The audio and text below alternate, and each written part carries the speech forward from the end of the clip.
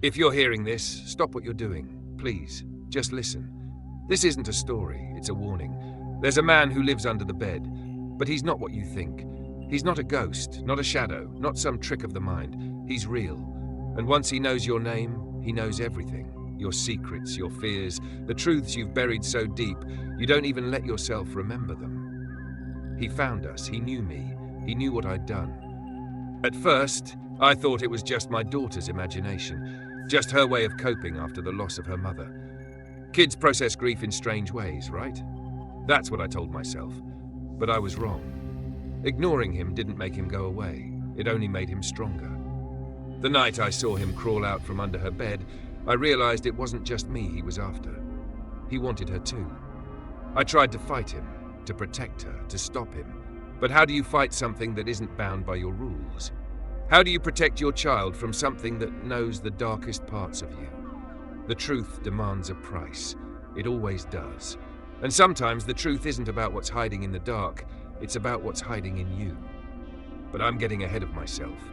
To understand, you need to know where it all began. With whispers in the dark, with a little girl who saw him before I did. Because the man under the bed, he isn't just under hers, he's under yours too. After my wife died, staying in our house felt impossible. Every corner of it was filled with her. Her laugh in the kitchen, her scent in the bedroom, her warmth in every memory.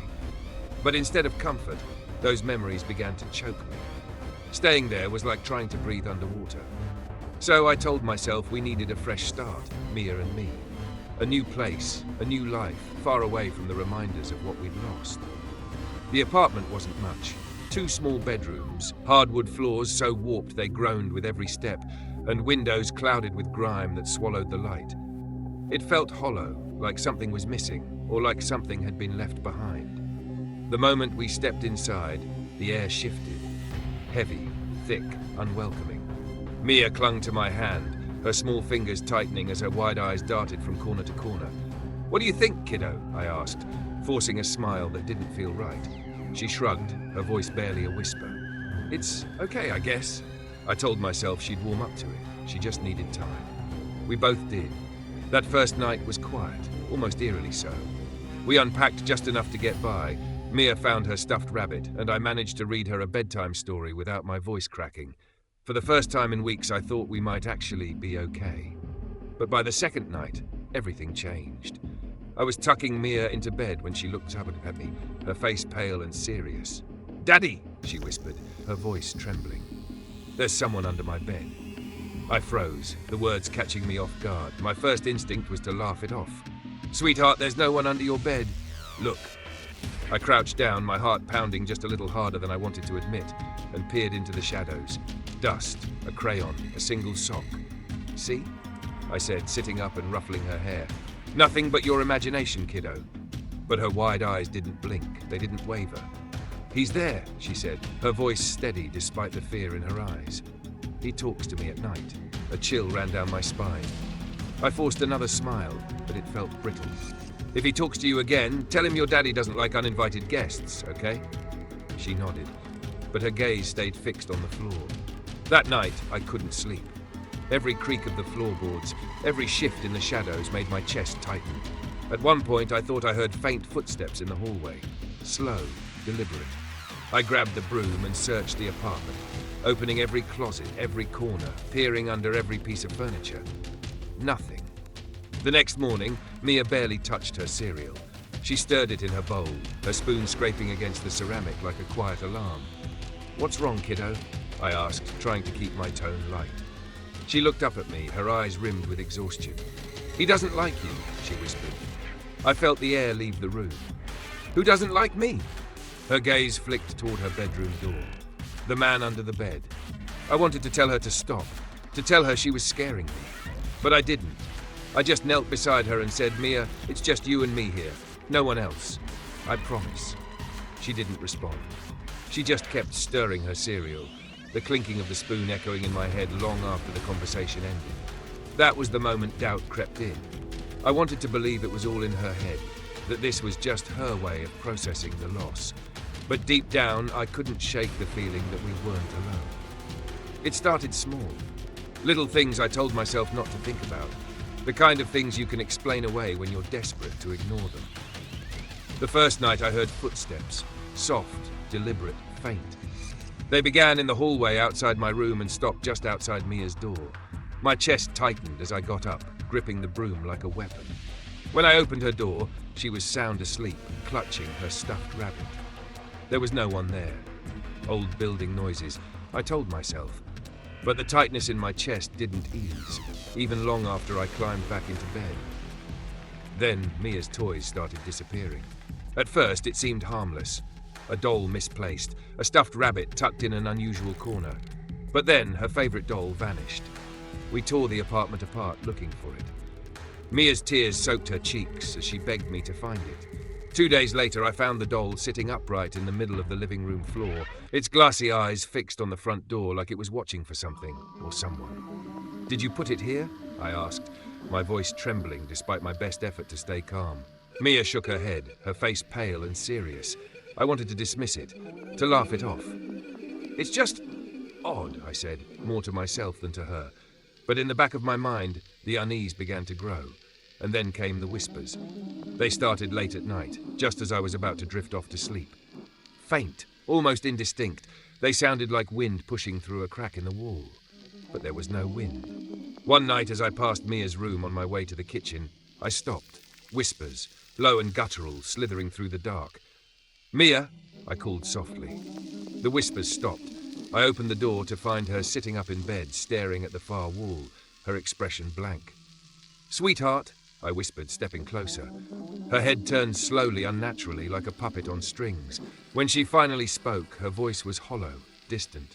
"He's mad at you." The words sent a cold shiver down my spine. "Who's mad at me?" Her tiny finger pointed down, toward the dark, narrow space beneath her bed. I crouched, forcing myself to look, my heart pounding so loud I could barely hear my own breathing. Nothing, just dust and shadows.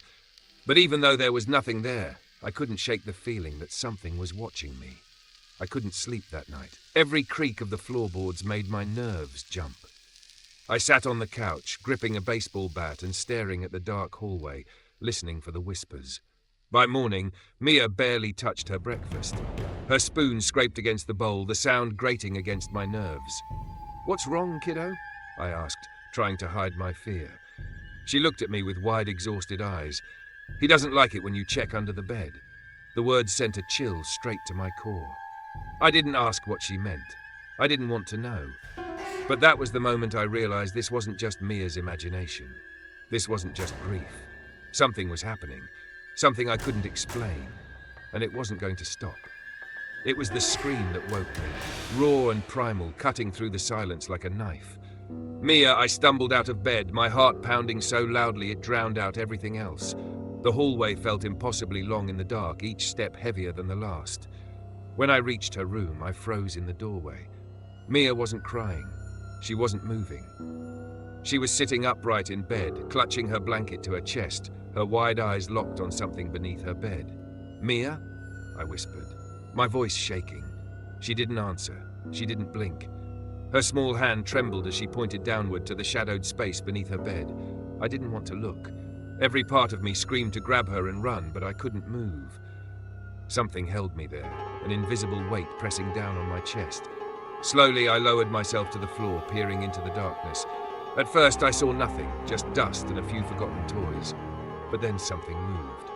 A hand.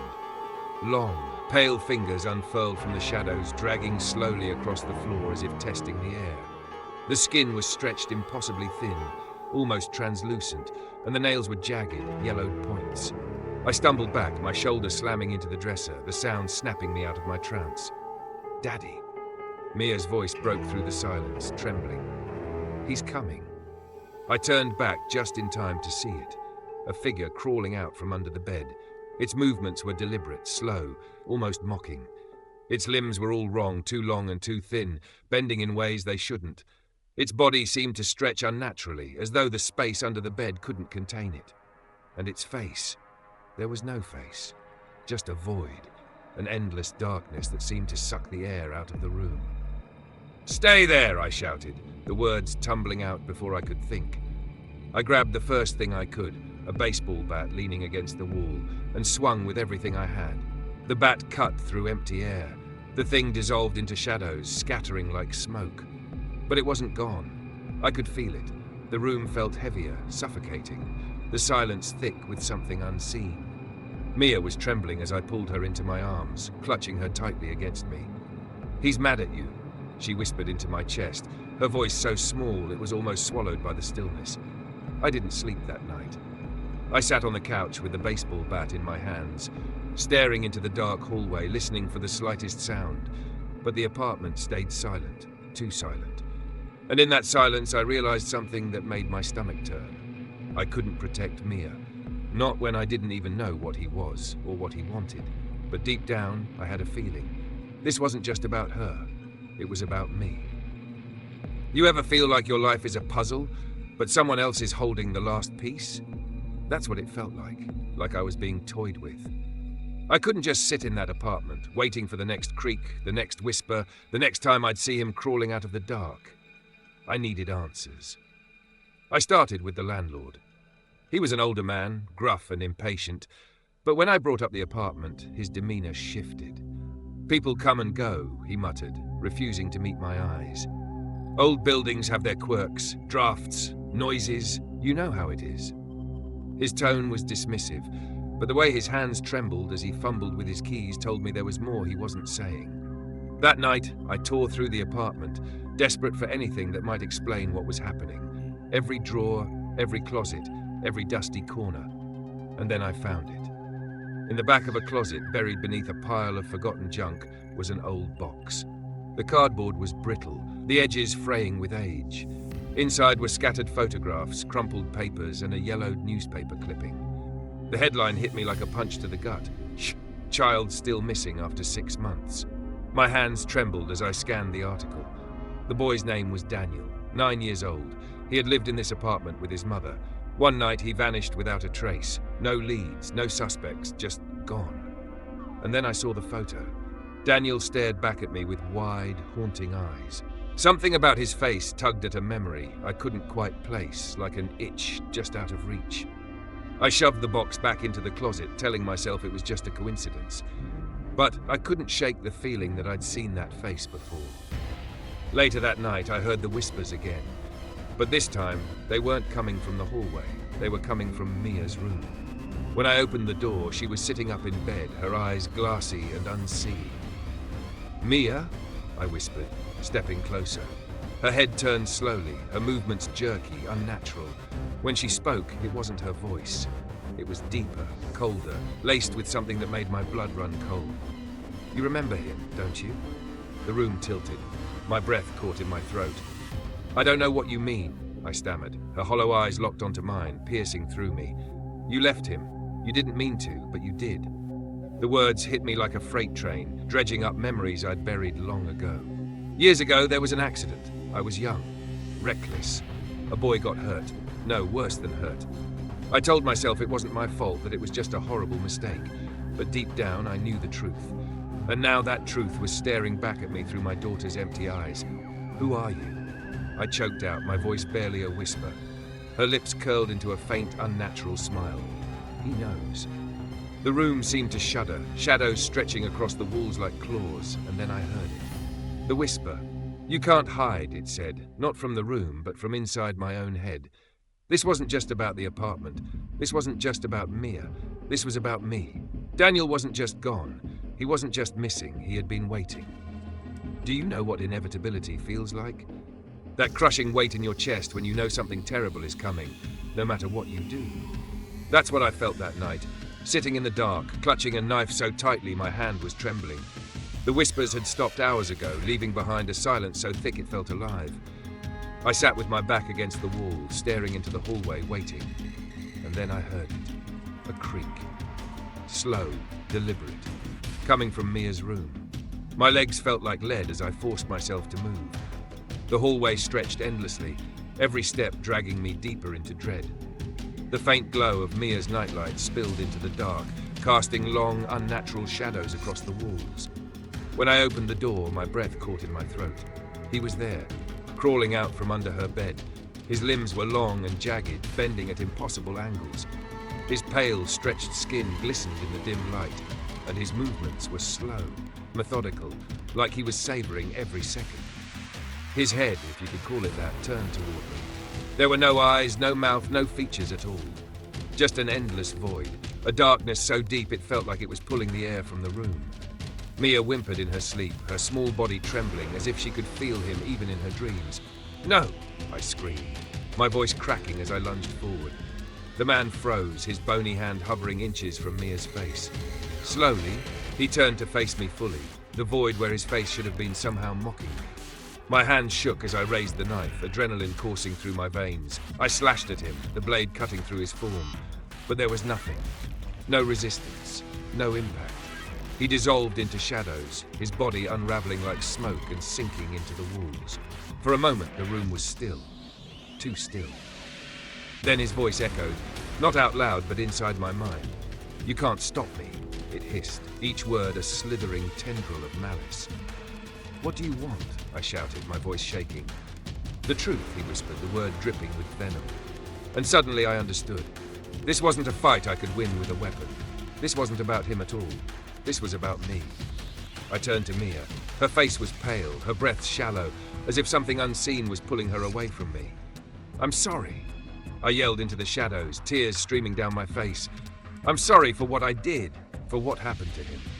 The room trembled, the shadows on the walls twisting and writhing. And then in the corner of the room, I saw him. Not the man, the boy, Daniel. He stood there small and fragile, his figure flickering like a dying flame.